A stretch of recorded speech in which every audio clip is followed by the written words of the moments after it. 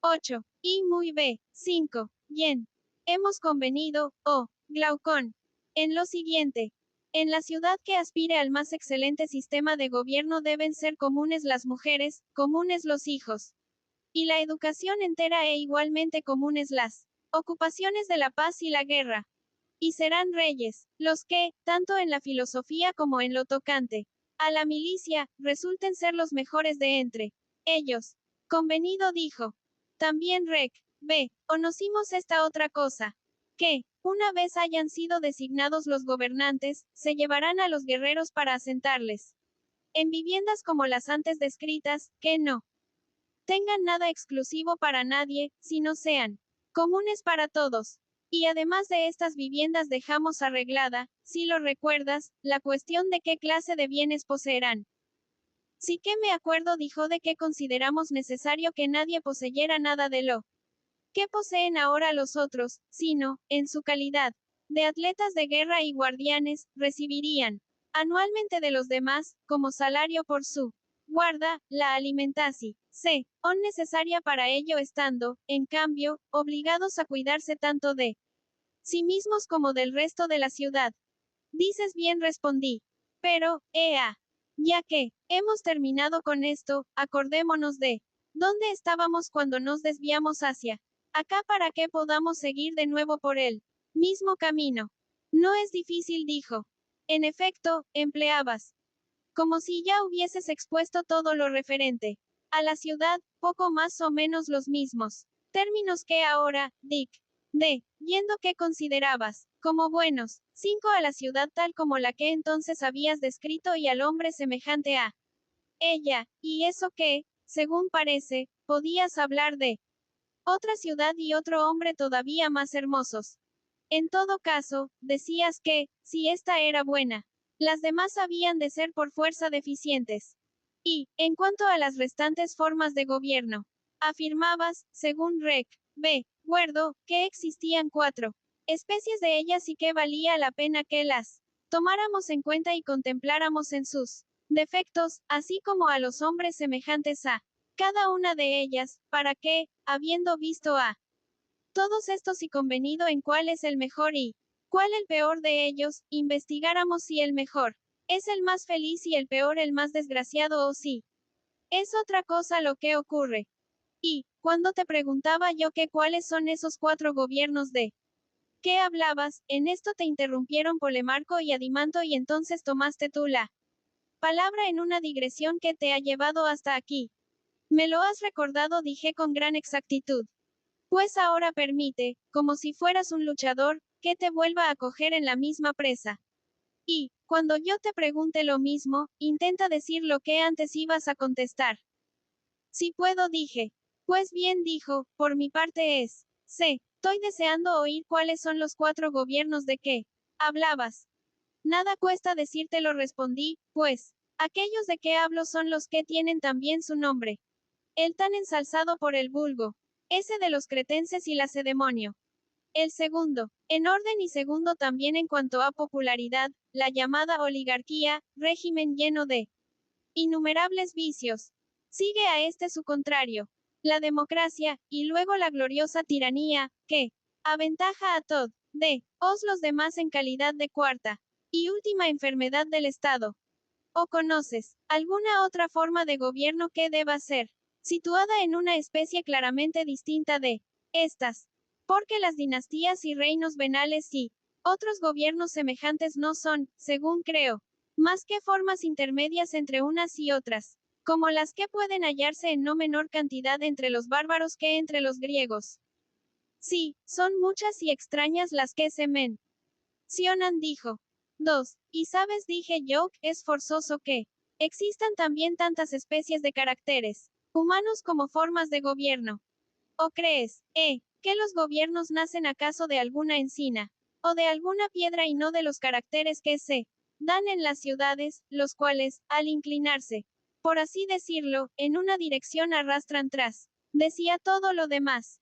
No creo en modo alguno, dijo, que vengan de otra parte sino de ahí.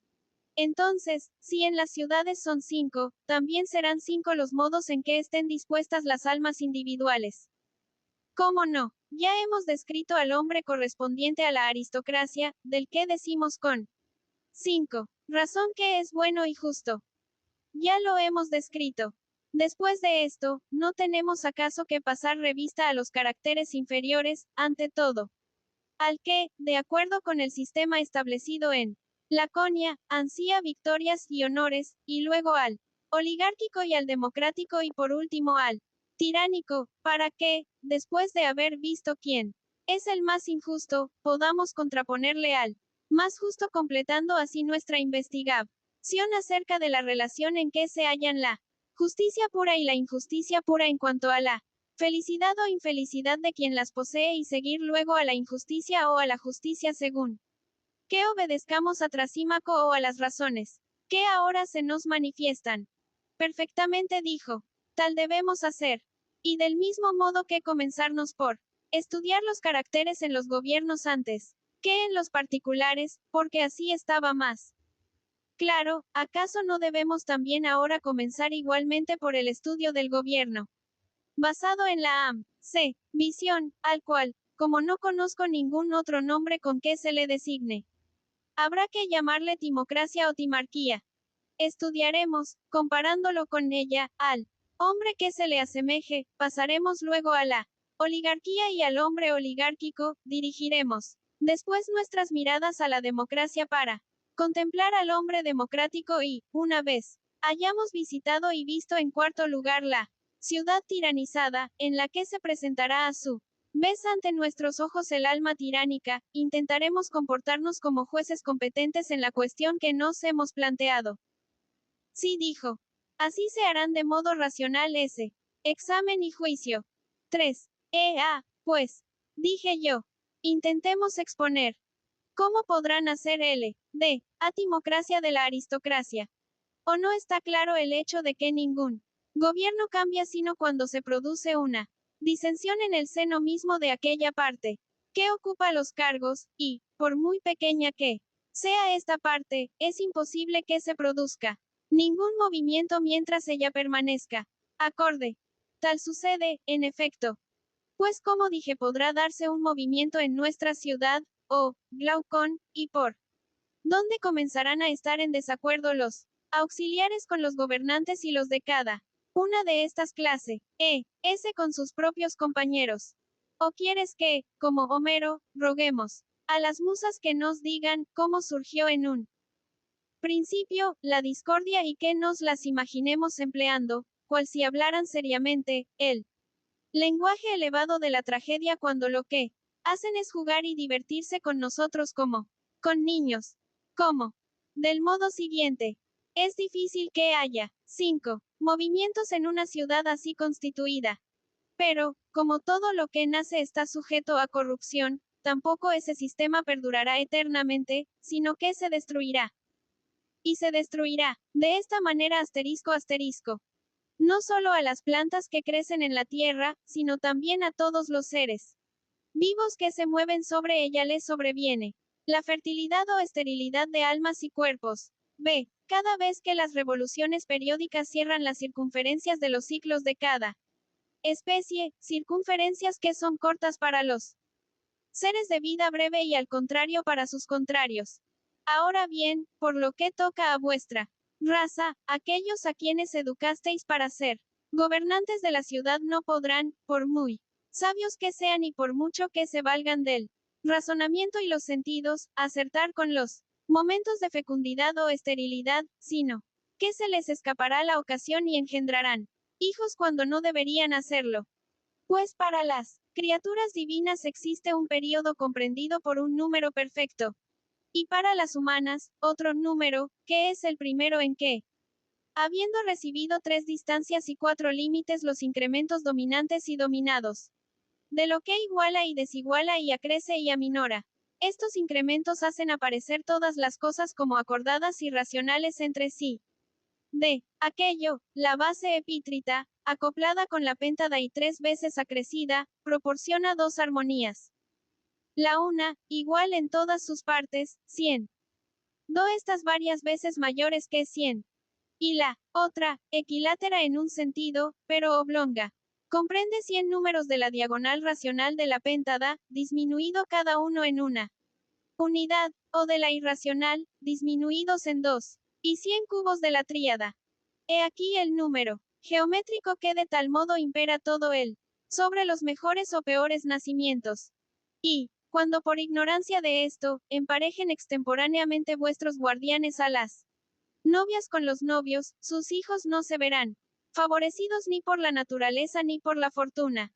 De entre ellos los mejores serán designados por sus predecesores. Pero, tan pronto como hayan ocupado a su vez los cargos de sus padres, comenzarán, como indignos que serán de ellos, por desatendernos ante todo a nosotras, a pesar de ser guardianes, y tener en menos estima de la debida a la música en primer lugar y luego a la gimnástica, como consecuencia de lo cual se apartarán de nosotras vuestros jóvenes.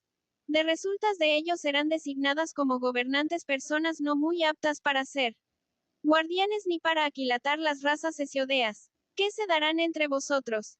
La de oro, la de plata, la de bronce y la de hierro. Y, al mezclarse la férrea con la argéntea y la broncínea con la áurea, se producirá una cierta diversidad y desigualdad inarmónica, cosas todas que, cuando se producen, engendran siempre guerra y enemistad en el lugar en que se produzcan. Aquí la raza de la que hay que decir que nace la discordia donde quiera que se presente.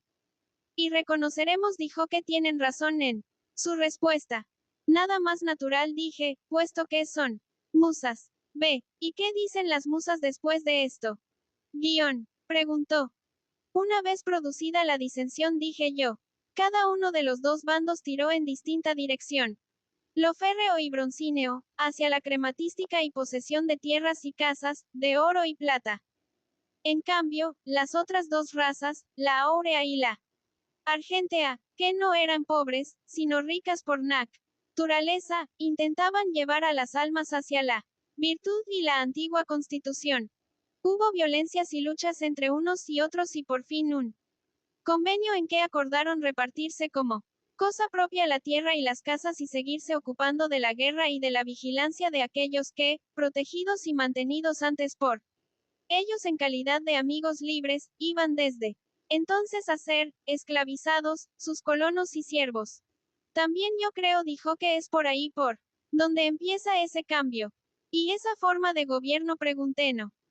Será un término medio entre la aristocracia y la oligarquía. En efecto. Así se hará, pues, de ese, el cambio.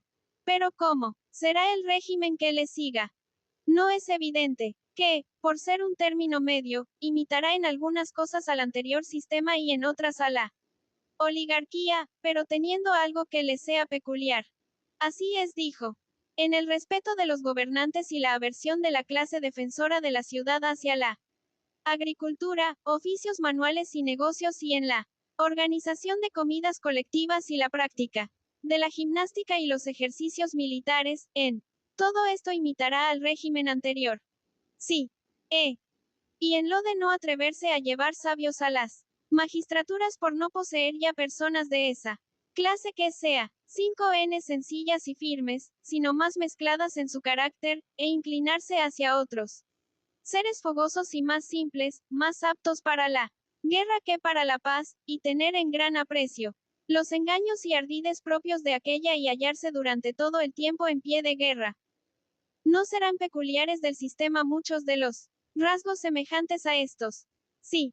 Codiciadores de riquezas, dije yo, serán, pues, los tales, como los de las oligarquías, y adoradores feroces y clandestinos del oro y la plata, pues tendrán almacenes y tesoros privados en que gan ocultas las riquezas que hayan depositado en ellos y también viviendas muradas, verdaderos nidos particulares en que derrocharán mucho dinero gastándolo para las mujeres o para quien a ellos se les antoje. Muy cierto, dijo. Serán también ahorradores de su dinero, como quien lo venera y no lo posee abiertamente, y amigos de gastar lo ajeno para satisfacer sus pasiones. Y se proporcionarán los placeres a hurtadillas, ocultándose de la ley como los niños de sus padres. Y eso por haber sido educados no con la persuasión, sino con la fuerza, y por haber desatendido a la verdadera musa, la que va unida al discurso y a la filosofía, honrando en más alto grado a la gimnástica que a la música. Es ciertamente una mezcla de bien y mal. Dijo ese sistema de qué hablas. Sí que es una mezcla, dije. Pero hay en él un solo rasgo sumamente distintivo y debido a la preponderancia del elemento fogoso, la ambición y el ansia de honores. En gran manera dijo. Tales serán, pues dije yo, el origen y carácter de este sistema político, del que con mis palabras he trazado un simple esbozo no comd. Pleto en sus pormenores, porque basta este esbozo para darnos a conocer al hombre más justo y al más injusto y sería una tarea de inacabable duración la de recorrer, sin dejarse ni uno solo, todos los sistemas y todos los caracteres. Tiene razón, dijo. ¿Cuál será, pues, el hombre correspondiente a ese sistema? ¿Cómo se formará y qué clase de persona será? Por mi parte, dijo Adimanto, creo que, por lo menos en punto a ambición, se parecerá bastante a nuestro Glaucón. Quizás sea, así dije. Pero a mí me parece que en los rasgos siguientes no se le puede comparar con él. ¿En cuáles? Debe ser más obstinado, dije yo, y un poco más ajeno a las musas, aunque sea amigo de ellas. Y Afisi, sin coonado a escuchar, pero en modo alguno a hablar. Y será el tal duro para los esclavos, en vez de despreciarlos como quienes están suficientemente educados, pero amable, con los hombres libres, muy obediente para con los gobernantes, y amigo de los cargos y honras, aunque no base su aspiración al mando en su elocuencia ni en nada semejante, sino en sus hazañas guerreras y relacionadas con la guerra. Y amante, en fin, de la gimnasia y la caza. En efecto, dijo, tal es el carácter que responde a tal sistema. Y en cuanto a las riquezas, dije yo, las despreciará mientras joven, pero no las amará. Tanto más cuanto más viejo se vaya haciendo. Como quien posee un carácter partícipe de la avaricia y no puro en cuanto a virtud por hallarse privado del más excelente guardián. ¿De quién? Dijo Adimanto. Del razonamiento combinado con la música. Dije yo, que es el único que, cuando se da en una persona, reside en ella durante toda su vida como conservador de la virtud. Dices bien, asintió. Así es, dije yo, el muchacho timocrático. Semejante a la ciudad que es como él. Exacto. Sí, y esa persona se forma, dije, poco más o menos de este modo. A veces, siendo hijo toda hija joven de un padre honesto que vive en una ciudad no bien regida y huye de las honras, cargos, procesos y todos los engorros semejantes y prefiere perder de su derecho antes que sufrir molestias. Pero ¿cómo se forma? Dijo. Cuando, en primer lugar, dije yo, oye a su madre que está disgustada porque su marido no forma parte de los gobernantes, por lo cual, se encuentra rebajada ante las otras mujeres. Y, además, ella ve que él no se ocupa activamente en negocios ni pelea con invectivas en los procesos privados ni en público, sino que se muestra indiferente para con todo ello. Y, dándose, cuenta de que él no hace caso nunca sino de sí mismo y de que a ella ni la estima mucho ni tampoco deja de estimarla, se queja de todo esto y dice al hijo que su padre no es hombre y es excesivamente dejado y todo lo demás que, a este respecto, suelen repetir una y otra vez las mujeres. Ciertamente, dijo Adimanto, dicen muchas cosas y muy propias de ellas. Y ya sabes, dije yo, frecuentemente son también aquellos criados de estas personas que pasan por ser adictos a ellas los que a escondidas les dicen a los hijos algo semejante. Y, si ven que el padre no persigue a cualquiera que le deba dinero o 5. Le haya perjudicado en alguna otra cosa, entonces exhortan al hijo para que, una vez llegado a mayor, se vengue de todos. Eso sí sea más hombre que su padre. Y, al salir de su casa, oye y ve otras cosas parecidas. Aquellos de entre los ciudadanos, ve, que solo se ocupan de lo suyo son tenidos por necios y gozan de poca consideración, mientras son honrados y ensalzados quienes se ocupan de lo que no les incumbe. Entonces el joven, que por una parte Oye y ve todo esto, pero por otra escucha también las palabras de su padre y ve de cerca su comportamiento y lo compara con el de los demás. Se encuentra solicitado a un tiempo por estas dos fuerzas. Su padre riega y desarrolla la parte razonadora de su alma, y los otros, la apasionada y fogosa.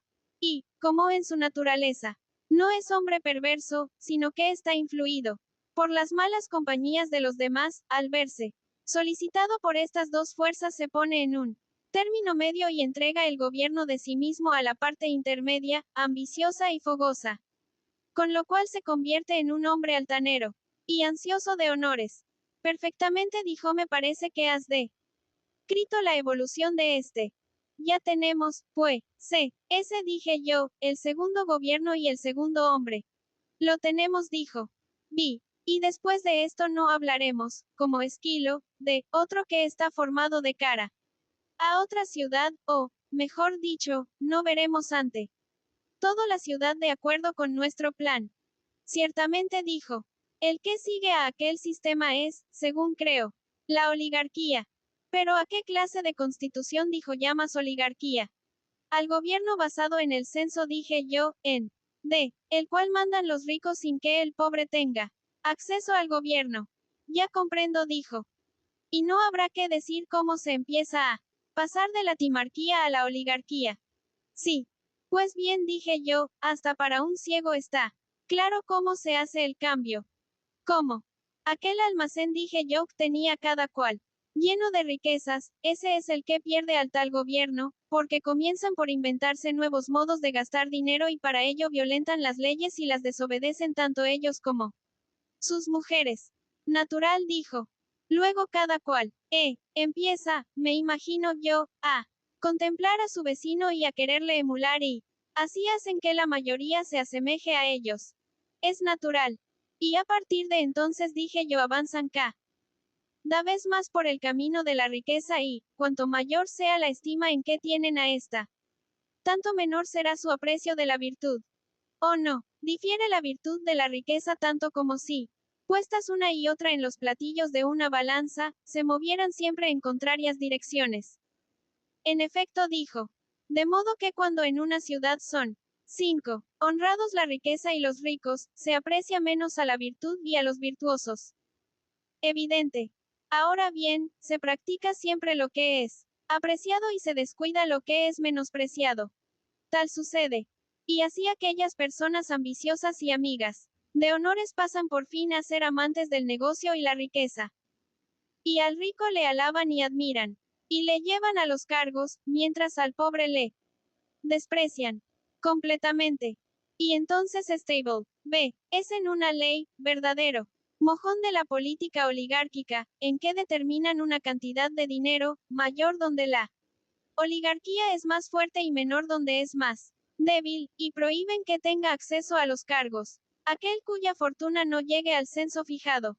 Y, esto lo logran o por la fuerza y con las armas o, bien, sin llegar a tanto, imponiendo por medio de la intimidación ese sistema político. No es así.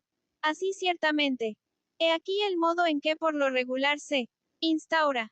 Sí, dijo. Pero ¿cuál es el carácter de ese sistema? ¿Y cuáles son ese defectos que le atribuíamos? 7. Ante todo dije la propia naturaleza de su marca distintiva.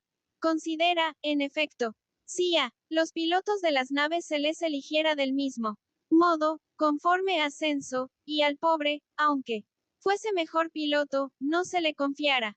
Mala, sería, dijo, la navegación que llevasen. Y no ocurre también lo mismo con el mando de cualquier otra cosa. Creo que sí, excepto con el de la ciudad. Pregunté. O también con el de la ciudad. Mucho más que con ninguno, dijo, porque es un mando sumamente importante y difícil. Pues bien, he aquí un primer defecto capital. ¿Qué puede atribuirse a la oligarquía? Tal parece. ¿Y qué? ¿Acaso es este otro menor que aquel? ¿Cuál?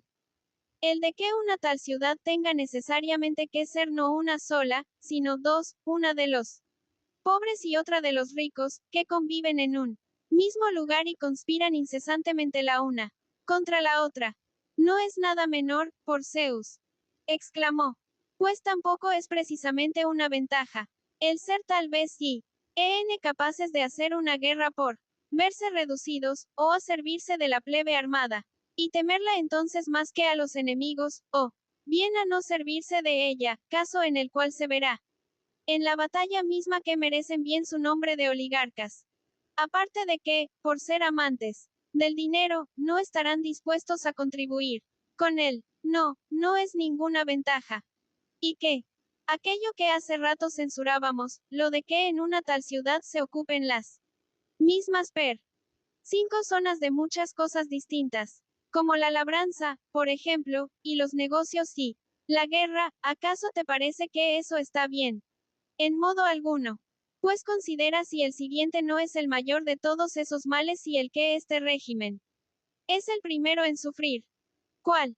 El de que sea lícito al uno vender todo lo suyo y al otro comprárselo y el que lo haya vendido pueda vivir en la ciudad sin pertenecer a ninguna de sus clases ni ser negociante ni artesano ni caballero ni oplita, sino pobre y mendigo por todo título.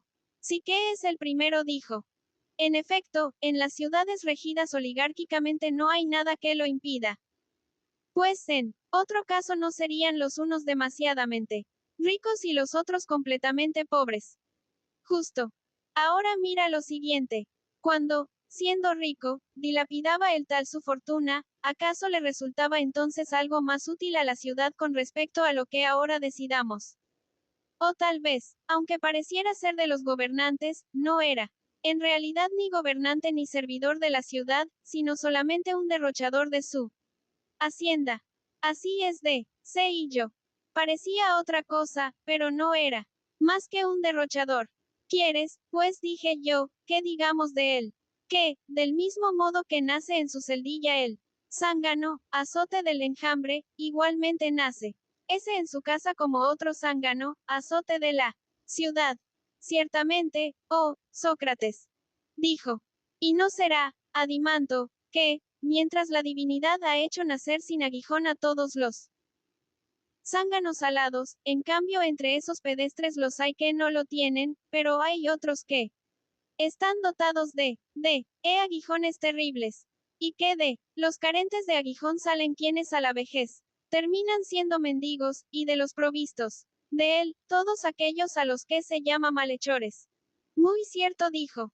Es evidente, pues dije yo, que, en una ciudad donde veas mendigos, en ese mismo lugar, estarán sin duda ocultos otros ladrones, cortabolsas, saqueadores de templos y artífices de todos los males semejantes. Evidente dijo.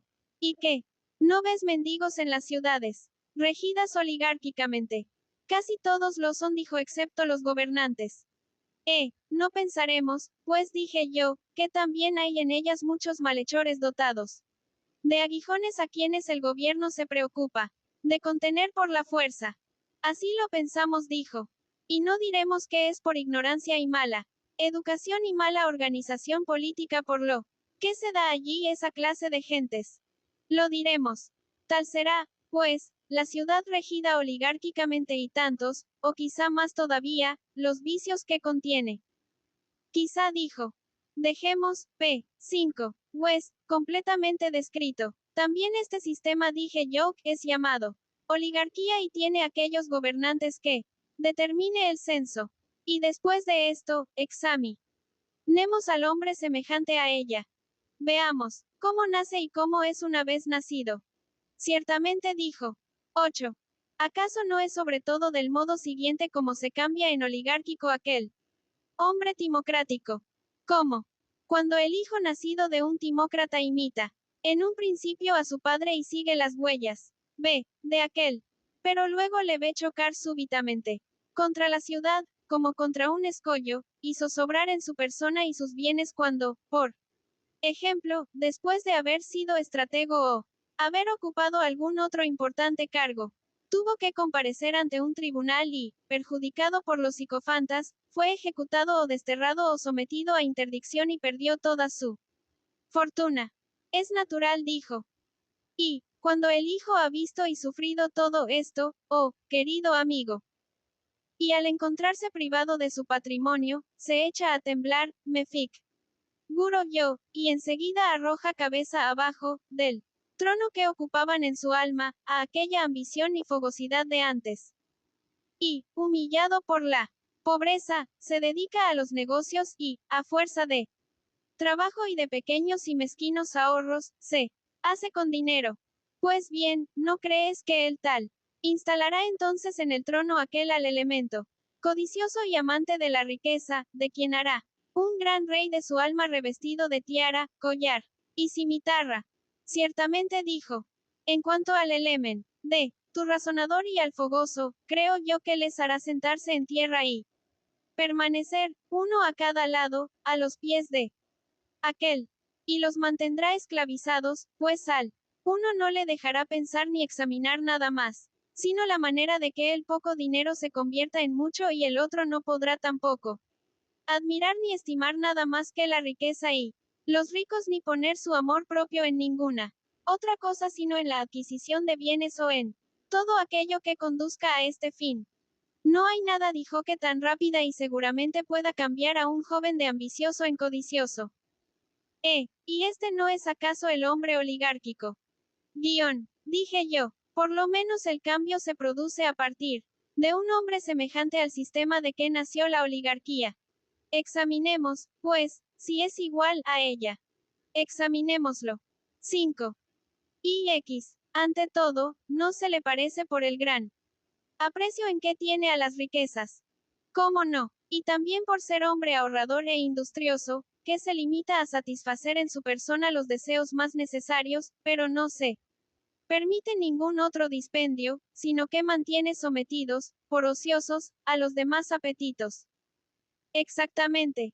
Porque es un hombre sórdido, dije yo. En todo busca la ganancia.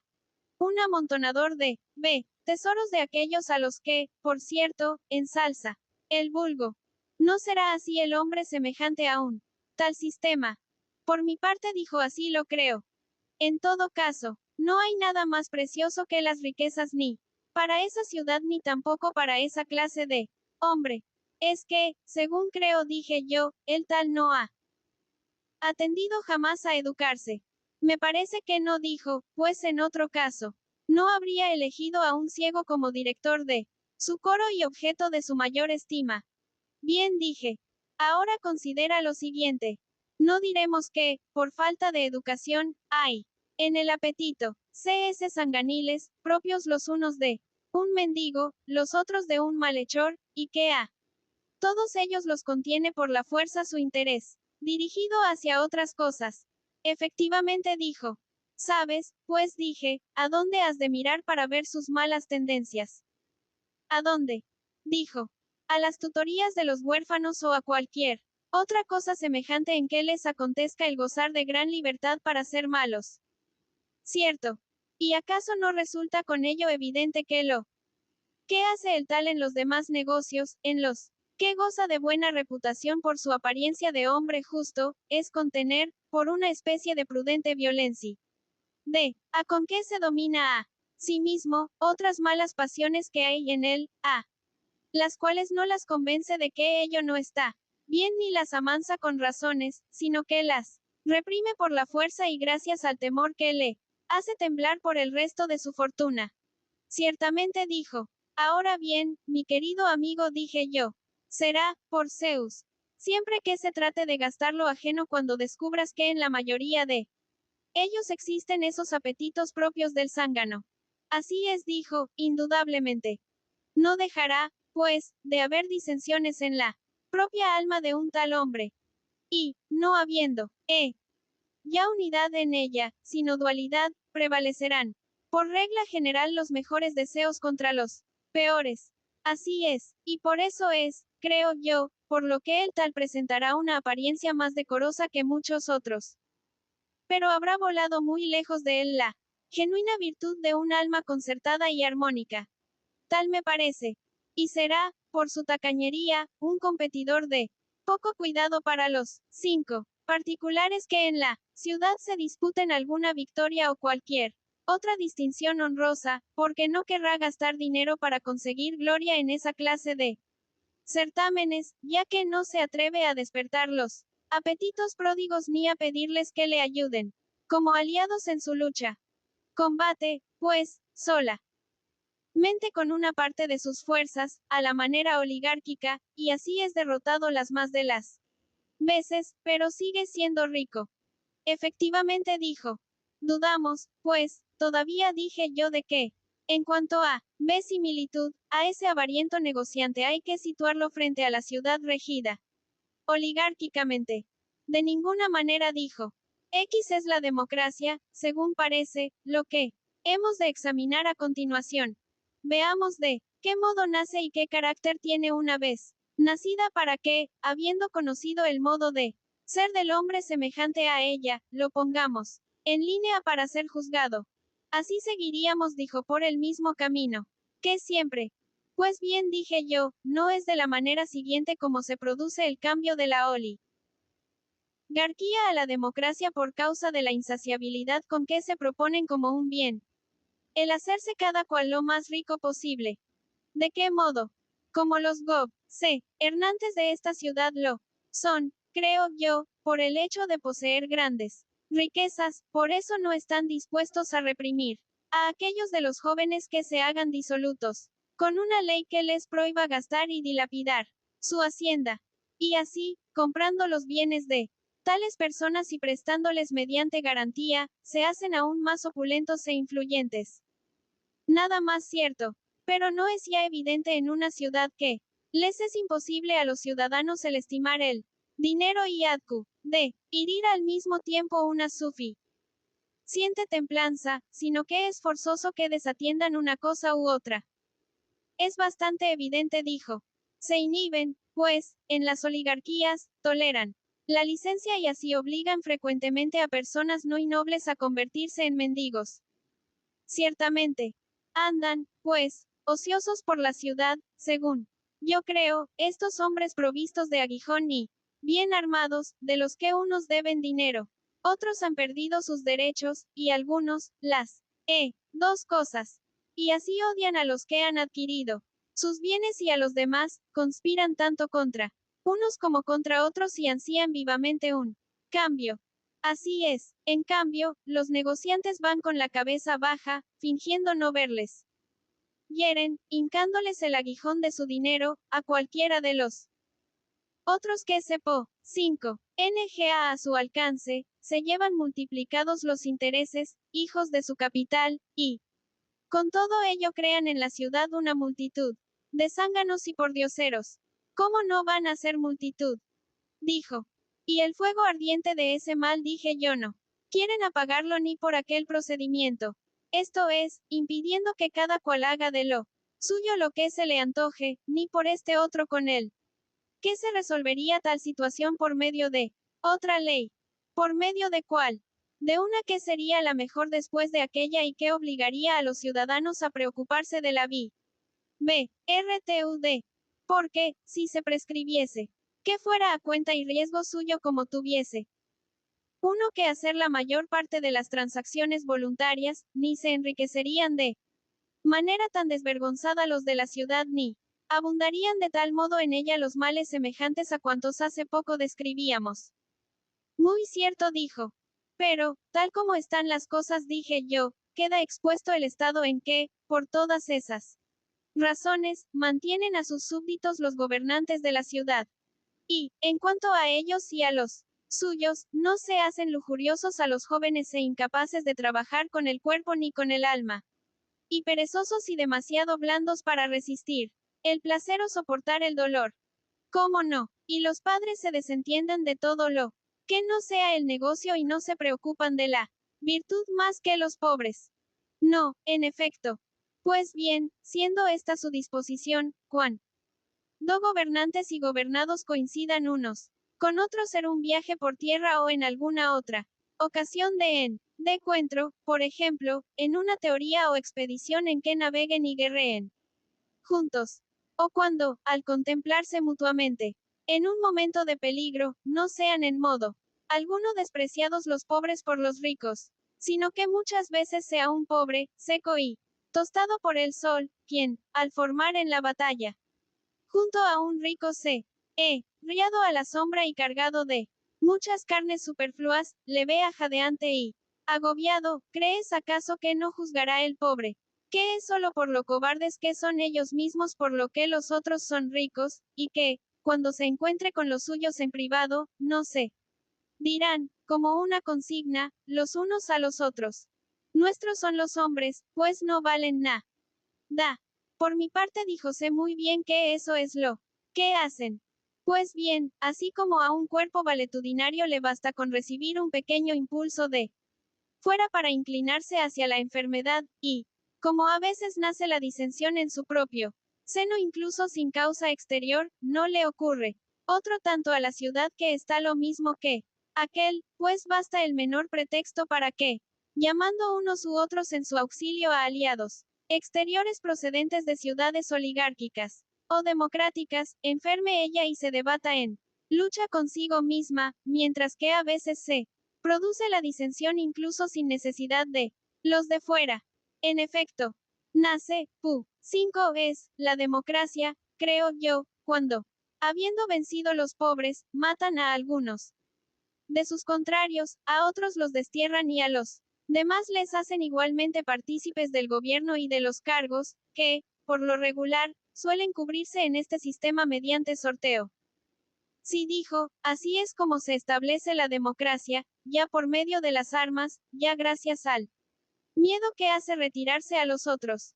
Sí, ahora, ve, bien dije yo, ¿de qué modo se administran estos? ¿Qué clase de sistema es ese? Porque es evidente que el hombre que se parezca a él resultará ser democrático. Evidente dijo. No serán, ante todo, hombres libres si no se llenará la ciudad de libertad y de franqueza y no habrá licencia para hacer lo que a cada uno se le antoje. Por lo menos eso dicen, contestó. Y, donde hay licencia, es evidente que allí podrá cada cual organizar su particular género de vida en la ciudad del modo que más le agrade. Evidente. Por tanto, este régimen será, creo yo, aquel en que de más haces distintas sean los hombres. ¿Cómo no? Es, pues, posible, dije yo, sea también el más bello de los sistemas. Del mismo modo que un abigarrado manto en que se combinan todos los colores, así también este régimen, en que se dan toda clase de caracteres, puede parecer el más hermoso. Y tal vez seguí diciendo habrá, en efecto, muchos que, al igual de las mujeres y niños que se extasían ante lo abigarrado, juzguen también que no hay régimen más bello. En efecto dijo. He aquí y ella una ciudad muy apropiada, oh, mi bendito amigo, para buscar en ella sistemas políticos. ¿Por qué?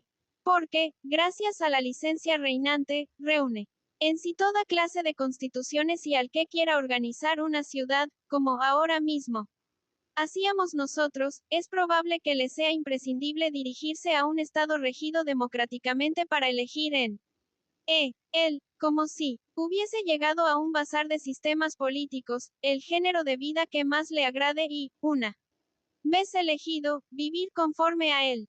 Tal vez no sean ejemplos lo que le falte, dijo.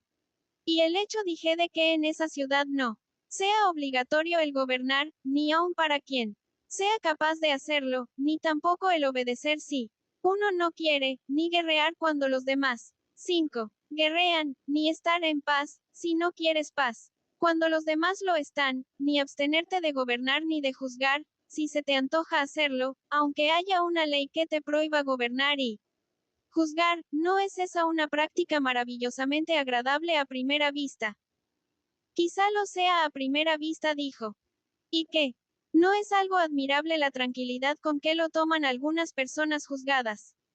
¿O no has visto nunca en este régimen a hombres que, habiendo sido condenados a muerte o destierro, no por ello dejan de quedarse en la ciudad ni de circular, paseando y haciendo el héroe, por entre la gente, que, fingiendo no verles, hace caso omiso de ellos? A muchos dijo. Y su espíritu indulgente y nada escrupuloso, sino al contrario, lleno de desprecio hacia aquello tan importante que decíamos nosotros, cuando fundamos la ciudad, que, a no estar Dotado de una naturaleza excepcional, no podría ser jamás hombre de bien el que no hubiese empezado por jugar de niño entre cosas hermosas para seguir aplicándose más tarde a todo lo semejante a ellas. C. Y la indiferencia magnífica, con que, pisoteando todos estos principios, no atiende en modo alguno al género de vida de que proceden los que se ocupan de política. Antes bien, le basta para honrar a cualquiera, con que éste afirme ser amigo del pueblo. Muy generosa ciertamente dijo. Estos, pues dije, y otros como estos son los rasgos que presentará la democracia. Y será, según se ve, un régimen placentero, anárquico, y vario que concederá indistintamente una especie de igualdad tanto a los que son iguales, como a los que no lo son. Es muy conocido lo que dices, respondió. 12. Considera, pues dije yo, qué clase de hombre será el tal en su vida privada. O habrá que investigar primero, del mismo modo que hemos hecho con el gobierno, la manera en que se forma. Sí, dijo. ¿Y no será acaso de esta manera? No, habrá, creo yo, un hijo de aquel avaro oligárquico que haya sido educado por su padre en las costumbres de este. ¿Cómo no? Siendo, pues, también este dominador por la fuerza de aquellos de entre sus apetitos de placer que acarreen dispendio y no ganancia, es decir, de los que son llamados innecesarios. Evidente, dijo. Pero quieres, dije yo, para no andar a tientas, definamos ante todo qué apetitos son necesarios y cuáles no. Sí que quiero, dijo. Pues bien, no se llamaría justamente necesarios a aquellos de que no podemos prescindir, y a cuantos al satisfacerlos nos aprovechan. Porque a estas dos clases de objetos es forzoso que aspire nuestra naturaleza. No es así. En efecto, con ras 5 on, pues, aplicaremos a estos la calificación de necesarios. Con razón. ¿Y qué? Aquellos de que puede uno librarse. Si empieza a procurarlo desde joven y además a la persona en que se dan no le hacen ningún bien, sino a veces lo contrario, de todos esos sí. Dijéramos que eran innecesarios, ¿no lo diríamos acaso con razón? Con razón ciertamente. Tomamos, pues, un ejemplo de cómo son unos y otros para tener una idea general de ellos. Sí, es preciso. ¿No es acaso necesario el deseo de comer alimento y B companiche en la medida indispensable para la salud y el bienestar? Así lo creo. Ahora bien, el deseo de alimento es necesario, me parece a mí, por dos razones. Porque aprovecha y porque es capaz de poner fin a la vida. Sí. Y el de companich, en el grado en que resulte de algún provecho para el bienestar corporal. Exactamente. Y el deseo que va más allá que estos, el de manjares de otra índole que los citados, deseo que puede extinguirse en los más de los hombres cuando ha sido reprimido y educado en la juventud y es nocivo para el cuerpo y nocivo para el alma en lo que toca a la cordura y templanza.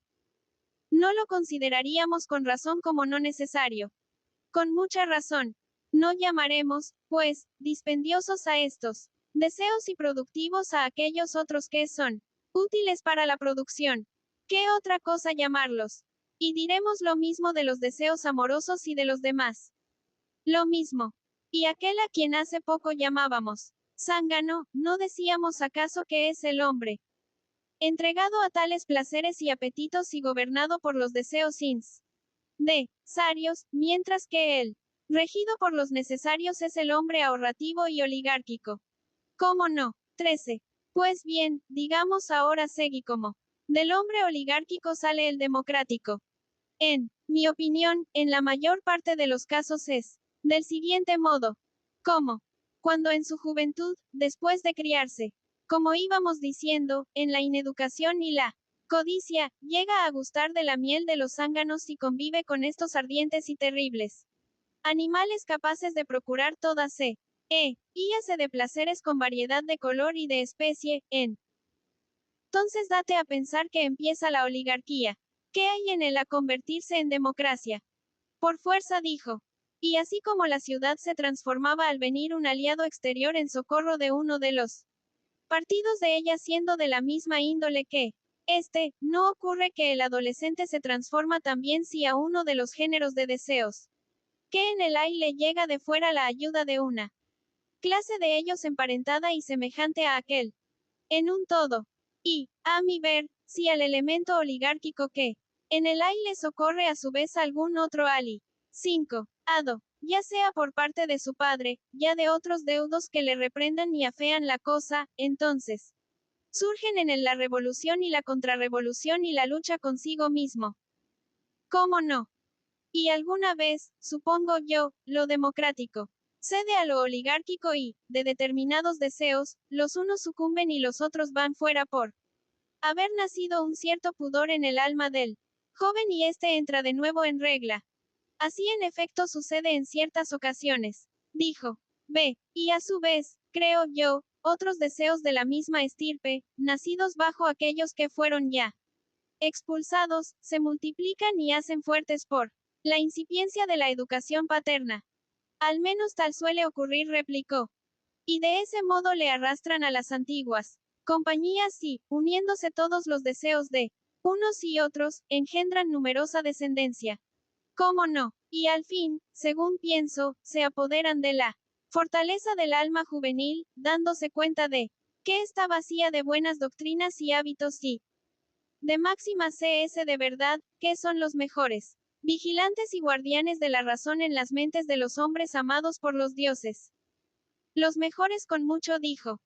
Y otras máximas y opiniones falsas, creo yo, y presuntuosas dan el asalto y ocupan, en él, alma del tal, el mismo lugar que ocupaban aquellas. Sin ninguna duda dijo. Y no es el caso que entonces, retornando a aquellos lotófagos, convive abiertamente con ellos y, si de parte de los deudos viene algún refuerzo al elemento de parquedad que hay en su alma, acu, de huellas máximas arrogantes cierran en él las puertas del alcázar real y ni dejan pasar aquel auxilio ni acogen los consejos que, como embajadores, envían otras personas de más edad, sino que ellas triunfan en la lucha y echan fuera el pudor, desterrando lo ignominio. Samente y dándole nombre de simplicidad, arrojan con escarnio la templanza, llamándola falta de hombría, y proscriben la moderación y la medida en los gastos como si fuesen rustiquez y vileza, todo ello con la ayuda de una multitud de superfluos deseos. Bien de cierto, vaciando, pues, de todo aquello el alma de su prisionero y purgándole como ha iniciado en grandes misterios, entonces es cuando introducen en el un abril, lante y gran comitiva en que figuran coronados la insolencia, la indisciplina, el desenfreno, 5, y el impudor, y elogian y adulan a estos, llamando a la insolencia buena educación, a la indisciplina, libertad, al desenfreno, grandeza de ánimo, y al impudor, hombría. No es así, dije, como, en su juventud, se torna de su crianza dentro de los deseos necesarios a la libertad y al desate de los placeres innecesarios y sin provecho. A la vista está, dijo él. Después de esto, según yo creo, el tal sujeto vive gastando tanto en los placeres innecesarios como en los necesarios, ya sea su gasto de dinero, de trabajo o de tiempo. Y, si es afortunado y no sigue adelante en su delirio, sino, al hacerse mayor, acoge, pasado lo más fuerte del torbellino, a unos grupos de desterrados y no se entrega del todo a los invasores, entonces vive poniendo igualdad en sus placeres y dando, como al azar, el mando de sí mismo al primero, que cae hasta que se sacia y lo da a otro sin desestimar a ninguno, sino nutriéndolos por igual a todos, bien seguro. Y no da acogida, dije yo, a máxima alguna. De verdad ni la deja entrar en su reducto si alguien le dice. Sé que son distintos los placeres que traen los deseos justos y dignos y los que responden a los deseos perversos, y que hay que cultivar y estimar los primeros y refrenar y dominar los segundos, sino que a todo esto vuelve la cabeza y dice que todos son iguales y que hay que estimarlos igualmente. De cierto dijo que eso es lo que hace el que se encuentra en tal situación. Y así pasa su vida día por día, dije yo, condescendiendo con el deseo que le sale al paso. Ya embriagado y tocando la flauta, ya bebiendo agua y adelgazando. otras veces haciendo GIMD, nacia, otras, ocioso y despreocupado de todo, y, en alguna ocasión, como si dedicara su tiempo a la filosofía. Con frecuencia se da a la política, y, saltando a la tribuna, dice y hace lo que le viene a las mientes. Y, si en algún caso le dan envidia a unos militares, a la milicia va, y si unos banqueros, a la banca. Y no hay orden ni sujeción alguna en su vida, sino que, llamando agradable, libre y feliz a la que lleva, sigue con ella por encima de todo. Haz reco. He rido de punta a cabo, dijo la vida de un hombre igualitario. Y pienso, proseguí, que este hombre es muy vario y está repleto de índoles distintas y que él es el lindo y abigarrado semejante a la ciudad de que hablábamos. Y muchos hombres y mujeres envidiarían su vida, que tiene en sí muchos modelos de regímenes políticos y modos de ser. Ese es, de cierto, dijo. ¿Y qué? Quedará el tal varón catalogado al 5. Lado de la democracia en la idea de que hay razón para llamarle democrático. Quede, en efecto, dijo. 14 nos falta, pues, que tratar, dije yo, del más hermoso régimen político y del hombre más bello, que son la tiranía y el tirano. De entero acuerdo, dijo. Veamos entonces, mi querido amigo, con qué carácter nace la tiranía. Porque, por lo demás, parece evidente que nace de la transformación de la democracia. Evidente. ¿Y acaso no nacen de un mismo modo la democracia de la oligarquía y la tiranía de la democracia? ¿Cómo? El bien propuesto, dije yo, y por el que fue establecida la oligarquía era la riqueza, ¿no es así? Sí. Ahora bien, fue el ansia insaciable de esa riqueza y el abandono por ella de todo lo demás lo que perdió a la oligarquía. Es verdad, dijo. Y no es también el ansia de aquello que la democracia define como su propio bien lo que disuelve a esta. ¿Y qué es eso que dices que define como tal? C. La libertad, repliqué. En un Estado gobernado democráticamente oirás decir, creo yo, que ella es lo más hermoso de todo y que, por tanto, solo allí vale la pena de vivir a quien sea libre por naturaleza. En efecto, observó, estas palabras se repiten con frecuencia. Pero acaso y esto es lo que iba a decir ahora, el ansia de esa libertad y la incuria de todo lo demás no hace cambiar a este régimen político y no lo pone en situación de necesitar de la tiranía. Dije yo. ¿Cómo? Preguntó.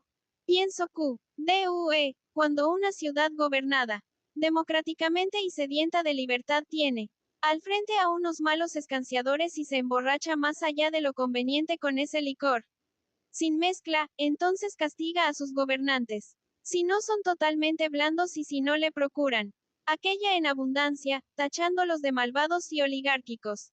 Efectivamente, eso es lo que hacen, dijo. ¿Y a quienes se someten a los gobernantes? Díjeles injuria como a esclavos voluntarios y hombres de nada. Y a los gobernantes que se asemejan a los gobernados y a los gobernados. Que parecen gobernantes los encomia y honra. Así en público como en privado. No es, pues, forzoso que en una tal ciudad la libertad se extienda a todo. ¿Cómo no? Y que se filtre la indisciplina, oh, querido amigo. En los domicilios privados, DJ, que termine por imbuirse hasta en las bestias. ¿Cómo ha de entenderse eso que dices? Guión, preguntó. Pues que el padre dijese acostumbra a hacerse igual al hijo y a temer a los hijos, y él hijo a hacerse igual al padre y a no respetar ni temer a sus 5 progenitores a fin de ser enteramente libre. Y el meteco se iguala al ciudadano. Y el ciudadano al meteco y el forastero ni más, ni menos. Sí, eso ocurre, dijo. Eso y otras pequeñeces por el estilo, dije. Allí el maestro teme a sus discípulos y les adula. Los alumnos menosprecian a sus maestros y del mismo modo a sus ayos. Y, en general, los jóvenes se equiparan a los mayores y rivalizan con ellos de palabra y de obra, y los ancianos, condescendiendo con los jóvenes, se hinchen de buen humor y de jocosidad, imitando a los muchachos, para no parecerles agrios ni despóticos. Así es en un todo, dijo. Y el colmo, amigo, de este exceso de libertad en la democracia, dije Yucor, en tal ciudad, cuando los que han sido comprados con dinero no son menos libres que quienes los han comprado. Y a poco nos olvidamos de decir, cuánta igualdad y libertad hay en las mujeres respecto de los hombres y en los hombres respecto de las mujeres. Así, pues, según aquello de Esquilo, Dick, Remus, cuanto nos vino ahora a la boca. Preguntó. Sin dudarlo contesté, y lo que digo es esto.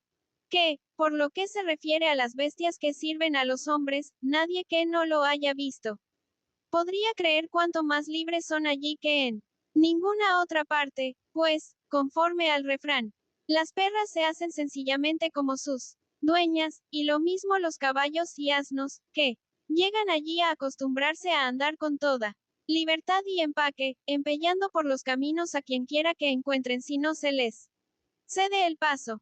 Y todo lo demás resulta igualmente henchido de libertad.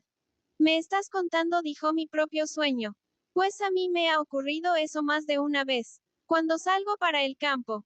Y conoces, dije, el resultado de todas estas cosas juntas, por causa de las cuales se hace tan delicada el alma de los ciudadanos que, cuando alguien trata de imponerles la más mínima sujeción, se enojan y no la resisten. Y ya sabes, creo yo, que, terminan no preocupándose siquiera de las leyes, sean escritas o no, para no tener en modo alguno ningún señor. Muy bien, que lo se contestó. 15 he aquí, oh, amigo.